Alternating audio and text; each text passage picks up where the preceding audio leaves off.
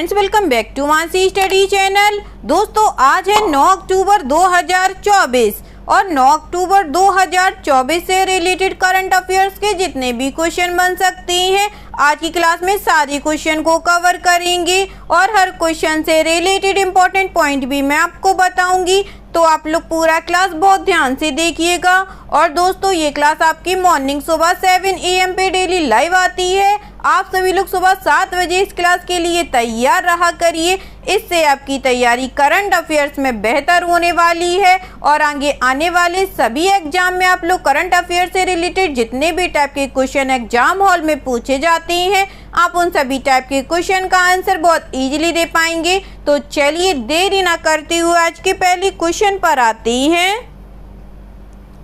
आज का पहला क्वेश्चन लिखा है, 12वां अंतर्राष्ट्रीय फिल्म महोत्सव और पर्यावरण एवं वन्य जीवन पर फोरम, जिसे CMS वातावरण के नाम से जाना जाता है, कहाँ आयोजित किया गया? Where was the 12th International Film Festival and Forum on Environment and Wildlife known as CMS वातावरण held? फर्स्ट ऑप्शन है न्यू दिल्ली, सेकेंड ऑप्शन है चेन्नई, थर्ड ऑप्शन है बेंगलुरु या फोर्थ ऑप्शन है हैदराबाद।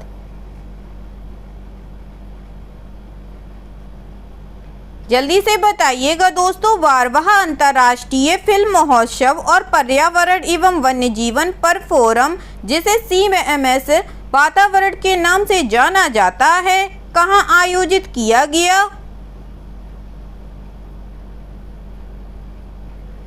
इस क्वेश्चन का जो राइट आंसर हो जाएगा फ्रेंड्स, वह है हमारा ऑप्शन नंबर ए, न्यू दिल्ली में। चलिए इससे रिलेटेड इंपॉर्टेंट पॉइंटों को पढ़ते हैं। अंतर्राष्ट्रीय फिल्म महोत्सव और पर्यावरण एवं वन्य जीवन मंच वातावरण के 12वें संस्करण का नई दिल्ली स्थित पर्यावरण भवन में उद्घाटन हुआ।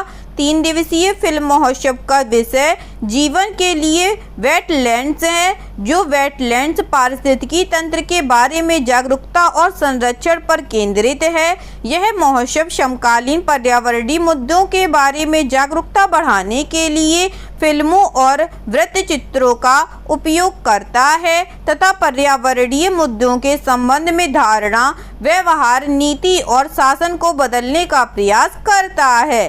ठीक है दोस्तों, चलिए आगे बढ़ते हैं और नेक्स्ट क्वेश्चन देखते हैं। नेक्स्ट क्वेश्चन लिखा है फ्रेंड्स, अक्टूबर 2024 में जमैका के प्रधानमंत्री की भारत यात्रा के दौरान कितने समझौता ज्ञापन MOU पर हस्ताक्षर किए गए? How many memorandums of understanding MOU were signed during Jamaica prime minister visit to India in October 2024? First option है 2, सेकेंड ऑप्शन है 3 ऑप्शन है 5, फोर्थ ऑप्शन है 4।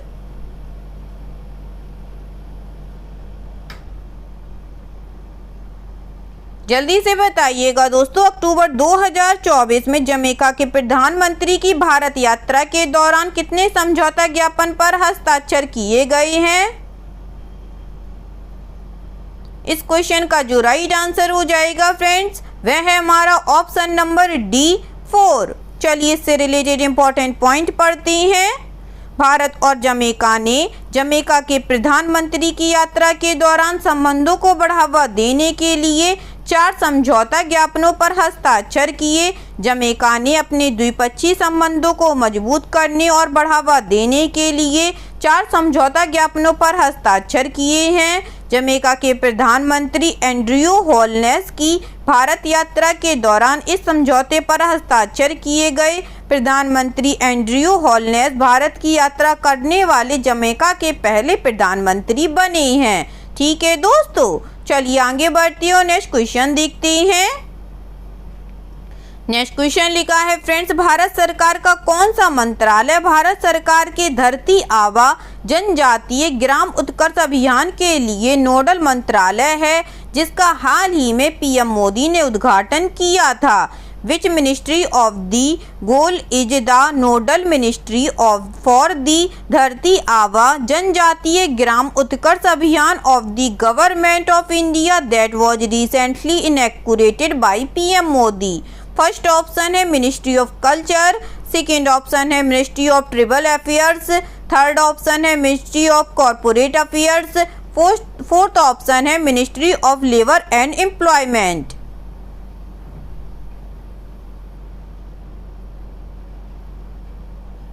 जल्दी से बताइएगा दोस्तों इस क्वेश्चन का राइट आंसर क्या हो जाएगा। इस क्वेश्चन का जो राइट आंसर हो जाएगा फ्रेंड्स वह है हमारा option number B, ministry of tribal affairs. चलिए इससे रिलेटेड इंपॉर्टेंट पॉइंटों को पढ़ते हैं। प्रधानमंत्री नरेंद्र मोदी ने झारखंड के हजारीबाग में धरती आबा जनजाति ग्राम उत्कर्ष अभियान का उद्घाटन किया। प्रधानमंत्री ने 83,000 करोड़ रुपए की परियोजनाओं का शिलान्यास और उद्घाटन भी किया है। इसमें एकलव्य मॉडल आवासीय विद्यालय और प्रधानमंत्री जनजाति आदिवासी न्याय महाअभियान के तहत आदिवासी समुदायों को लक्षित करते हुए विभिन्न विकास परियोजनाओं की आधारशिला शामिल थी। ठीक है दोस्तों, चलिए आगे बढ़ते हैं, नेक्स्ट क्वेश्चन देखते हैं।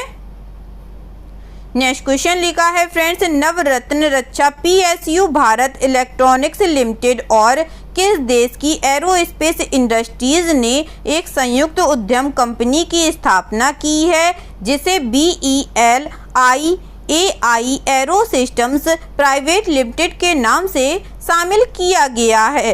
नवरत्न defence PSU Bharat electronics limited and which countries aerospace industries have established a joint venture company which has been incorporated in the name of BELIAI Aero Systems Private Limited। First option है रसिया, second option है Israel, third option है USA, fourth option है France.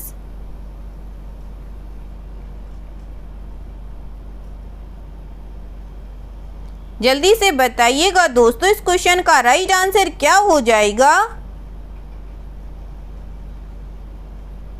इस question का जो right answer हो जाएगा friends वह है हमारा ऑप्शन नंबर बी, इजराइल। चलिए इससे रिलेटेड इंपॉर्टेंट पॉइंटों को पढ़ते हैं। नवरत्न रक्षा PSU भारत इलेक्ट्रॉनिक्स लिमिटेड और इजराइल की अग्रणी एरोस्पेस और रक्षा कंपनी इजराइल एरोस्पेस इंडस्ट्रीज ने एक संयुक्त उद्यम कंपनी की स्थापना की है जिसे BELIAI aero systems private limited के नाम से शामिल किया गया है। दिल्ली में पंजीकृत कार्यालय के साथ यह संयुक्त उद्यम कंपनी भारत के रक्षा बलों की मध्यम दूरी की सतह से हवा में मार करने वाली मिसाइल प्रणालियों को दीर्घकालिक उत्पाद समर्थन प्रदान करने के लिए एकल संपर्क बिंदु होगी। ठीक है दोस्तों, चलिए आगे बढ़ते हैं, नेक्स्ट क्वेश्चन देखते हैं।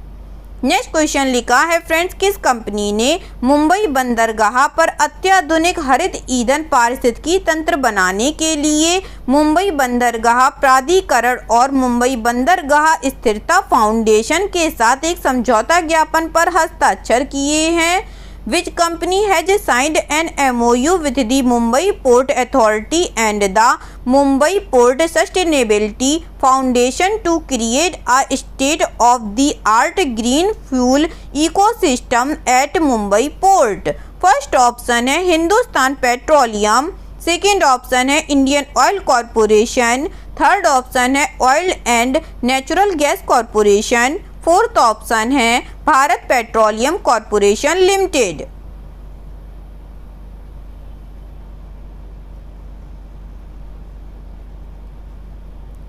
बताइएगा दोस्तों किस कंपनी ने मुंबई बंदरगाह पर अत्याधुनिक हरित ईंधन पारिस्थितिकी तंत्र बनाने के लिए मुंबई बंदरगाह प्राधिकरण और मुंबई बंदरगाह स्थिरता फाउंडेशन के साथ एक समझौता ज्ञापन पर हस्ताक्षर किए हैं? इस क्वेश्चन का जो राइट आंसर हो जाएगा फ्रेंड्स वह है हमारा option number D, Bharat petroleum corporation limited. चलिए इस क्वेश्चन से रिलेटेड इंपॉर्टेंट पॉइंटों को पढ़ते हैं। भारत पेट्रोलियम कॉरपोरेशन लिमिटेड ने मुंबई बंदरगाह पर अत्याधुनिक हरित ईंधन पारिस्थितिकी तंत्र बनाने के लिए मुंबई बंदरगाह प्राधिकरण और मुंबई बंदरगाह स्थायित्व फाउंडेशन के साथ एक समझौता ज्ञापन पर हस्ताक्षर किए हैं। यह समझौता ज्ञापन भारत के स्वच्छ ऊर्जा विकल्पों की ओर बढ़ने की दिशा में एक महत्वपूर्ण प्रगति का प्रतिनिधित्व करता है। हरित ईंधन में नवाचारों पर ध्यान केंद्रित करते हुए इस पहल का उद्देश्य ग्रीन हाउस गैस उत्सर्जन में उल्लेखनीय कटौती करना है, जिससे देश के जलवायु उद्देश्यों को समर्थन मिल सके। ठीक है दोस्तों, चलिए आगे बढ़ते हैं, नेक्स्ट क्वेश्चन देखते हैं।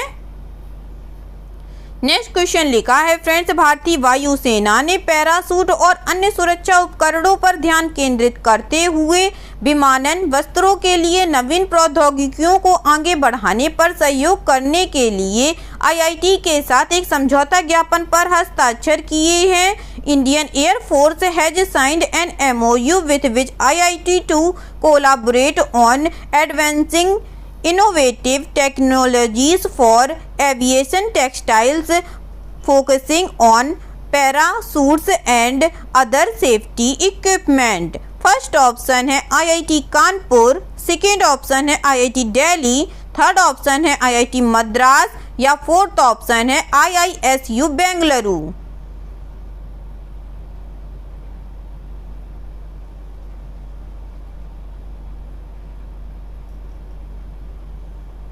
जल्दी से बताइएगा दोस्तों, इस क्वेश्चन का राइट आंसर क्या हो जाएगा। इस क्वेश्चन का जो राइट आंसर हो जाएगा फ्रेंड्स, वह है हमारा option number B IIT Delhi. चलिए इससे रिलेटेड इंपॉर्टेंट पॉइंटों को पढ़ते हैं। IIT दिल्ली और मुख्यालय अनुरक्षण कमान भारतीय वायुसेना नागपुर ने पैराशूट और अन्य सुरक्षा उपकरणों पर ध्यान केंद्रित करते हुए विमानन वस्त्रों के लिए नवीन प्रौद्योगिकियों को आगे बढ़ाने पर सहयोग करने के लिए एक समझौता ज्ञापन पर हस्ताक्षर किए हैं। भारतीय प्रौद्योगिकी संस्थान IIT और मुख्यालय अनुरक्षण विमानन ग्रेड वस्त्रों के क्षेत्र में स्वदेशीकरण के माध्यम से अप्रचलन प्रबंधन, आत्मनिर्भरता, उन्नयन और डिजिटलीकरण के क्षेत्रों में अनुसंधान और विकास को सहयोग, सहभागिता और बढ़ावा देंगे। ठीक है दोस्तों, चलिए आगे बढ़ते हैं, नेक्स्ट क्वेश्चन देखते हैं। नेक्स्ट क्वेश्चन लिखा है फ्रेंड्स, किस कंपनी ने अमेरिकी रक्षा कंपनियों AM जनरल और मेडन्स ग्रुप के साथ एक समझौते पर हस्ताक्षर किए हैं। यह सहयोग आधुनिक सेनाओं की उभरती जरूरतों को पूरा करने के लिए डिजाइन किए गए उन्नत आर्टिलरी गन प्लेटफॉर्म के विकास और उत्पादन पर केंद्रित है। Which company has signed an agreement with US based defence companies AM General and Mendes Group। The collaboration focus on the development and producing of advanced artillery gun platform designed to meet the evolving needs of modern armies। First option है Hindustan aeronautics limited, second option है Bharat heavy electricals limited, third option है Bharat forge, fourth option है Tata advance system.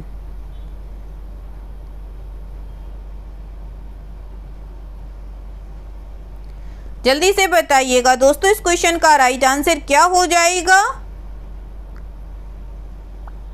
इस question का जो right answer हो जाएगा friends, वह है हमारा option number C Bharat Forge. चलिए इससे रिलेटेड इंपॉर्टेंट पॉइंटों को पढ़ते हैं। कल्याणी स्ट्रेटेजिक सिस्टम्स की भारत फोर्ज सहायक कंपनी ने अमेरिकी रक्षा कंपनियों AM जनरल और मेडन्स ग्रुप के साथ एक समझौते पर हस्ताक्षर किए हैं। यह सहयोग आधुनिक सेनाओं की उभरती जरूरतों को पूरा करने के लिए डिजाइन किए गए उन्नत आर्टिलरी गन प्लेटफॉर्म के विकास और उत्पादन पर केंद्रित है।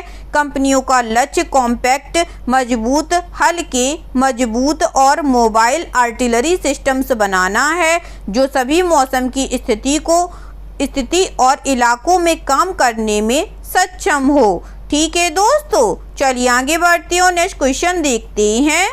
नेक्स्ट क्वेश्चन लिखा है फ्रेंड्स, विश्व अंतरिक्ष सप्ताह कब से कब तक मनाया जाने वाला एक वार्षिक कार्यक्रम है जिसमें अंतरिक्ष अन्वेषण के लाभों पर प्रकाश डाला जाता है और अंतरिक्ष गतिविधियों में अंतर्राष्ट्रीय सहयोग को बढ़ावा दिया जाता है। World space week is an annual event celebrated from to highlighting the benefits of space exploration and promoting international cooperation in space activities। First option है 4 October to 10 October, second option है 3 अक्टूबर टू 9 अक्टूबर, थर्ड ऑप्शन है 5 अक्टूबर to 11 अक्टूबर या fourth option है 6 अक्टूबर to 12 अक्टूबर।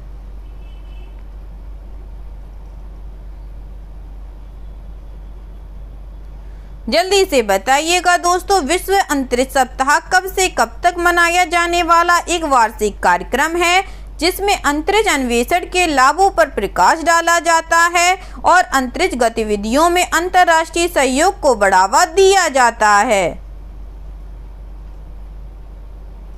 इस question का जो right answer हो जाएगा फ्रेंड्स, वह है हमारा option number A 4 October to 10 October. चलिए इस क्वेश्चन से रिलेटेड इंपॉर्टेंट पॉइंटों को पढ़ते हैं।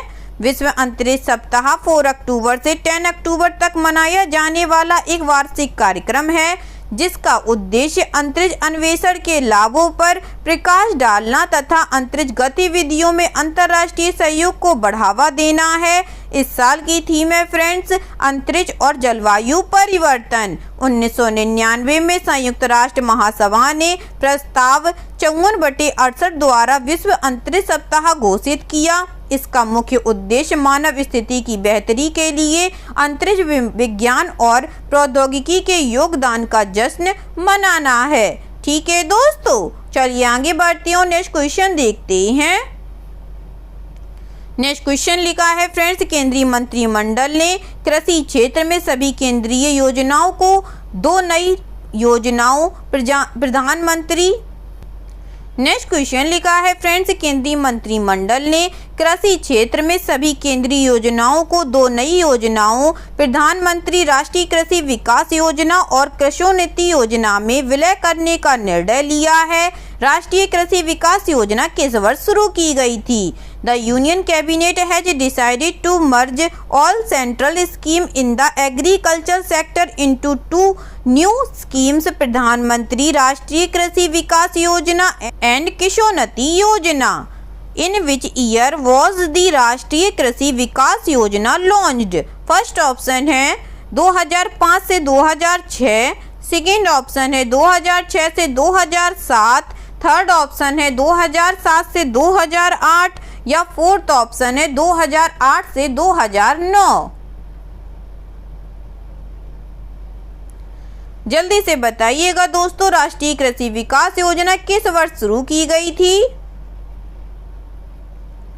इस क्वेश्चन का जो राइट आंसर हो जाएगा फ्रेंड्स, वह है हमारा ऑप्शन नंबर सी 2007 से 2008 में।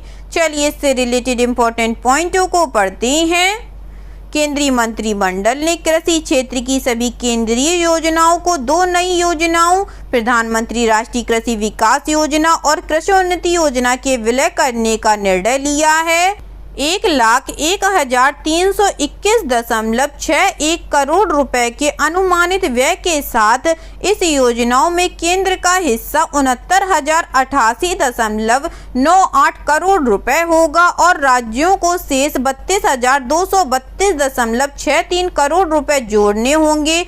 57,074.72 करोड़ रुपए के आवंटन के साथ PMRKVI का उद्देश्य टिकाऊ कृषि को बढ़ावा देना है और KYE 44,246.89 करोड़ रुपए के फंड के साथ खाद्य सुरक्षा और कृषि आत्मनिर्भरता को संबोधित करेगा। दोनों योजनाओं को राज्य सरकारों के माध्यम से लागू किया जाएगा। ठीक है दोस्तों, चलिए आगे बढ़ते हैं और आज का लास्ट क्वेश्चन देखते हैं।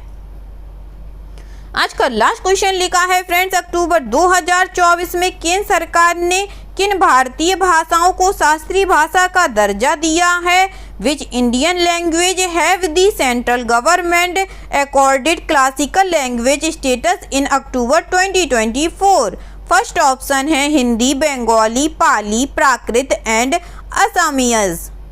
सेकेंड ऑप्शन है मराठी, गुजराती, पाली, Prakrit and Assamese. Third option है Marathi, Bengali, Pali, Prakrit and Assamese. Fourth option है मराठी, बंगाली, पाली, प्राकृत एंड सिंधी। जल्दी से बताइएगा दोस्तों, अक्टूबर 2024 में केंद्र सरकार ने किन भारतीय भाषाओं को शास्त्रीय भाषा का दर्जा दिया है? इस क्वेश्चन का जो राइट आंसर हो जाएगा फ्रेंड्स, वह है हमारा option number C, Marathi, Bengali, Pali, Prakrit and Assamese. ठीक है दोस्तों, चलिए इससे रिलेटेड इंपॉर्टेंट पॉइंटों को पढ़ते हैं। केंद्रीय मंत्रिमंडल ने 5 और भाषाओं मराठी, बंगाली, पाली, प्राकृत और असमिया को शास्त्रीय भाषा का दर्जा देने को मंजूरी दे दी है। कैबिनेट के इस फैसले के साथ ही दर्जा प्राप्त भाषाओं की संख्या 6 से बढ़कर लगभग 2 गुनी होकर 11 हो जाएगी। इससे पहले तमिल, संस्कृत, तेलुगु, कन्नड़, मलयालम और उड़िया को यह दर्जा मिला हुआ था। तमिल को 2004 में यह दर्जा दिया गया था और 2014 में उड़िया को यह दर्जा मिलने वाली आखिरी भाषा थी। तमिल 2004 में भारत में शास्त्रीय भाषा का दर्जा पाने वाली पहली भाषा थी। ठीक है दोस्तों, आई होप आज के सभी क्वेश्चन आप लोगों को बहुत अच्छे लगे होंगे फ्रेंड्स, और सभी क्वेश्चन से रिलेटेड इंपॉर्टेंट पॉइंट के नोट्स भी आप लोगों को बहुत अच्छे से समझ में आए होंगे। एग्जाम के नज़रिए से दोस्तों क्लास बहुत हेल्पफुल रही होगी आप लोगों के लिए। अगर आपको क्लास अच्छी लगी और सारे फैक्टों को आप लोगों ने अच्छे से समझा हो तो प्लीज़ इस क्लास को लाइक कीजिएगा, शेयर कीजिएगा और आपके अपने चैनल मानसी स्टडी चैनल को सब्सक्राइब करना मत भूलिएगा। ठीक है दोस्तों, थैंक यू सो मच दोस्तों।